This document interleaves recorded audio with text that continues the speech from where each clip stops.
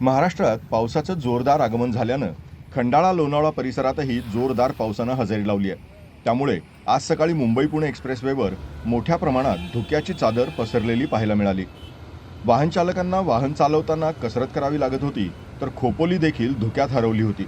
शाळा सुरू होण्यासाठी एक आठवडा शिल्लक असल्यानं पर्यटक हे थंड हवेचं ठिकाण म्हणून प्रसिद्ध असलेल्या लोणावळा खंडाळा परिसरात फिरायला आल्यानं खंडाळा आणि अमृतांजन ब्रिज पर्यटकांनी बहरला होता.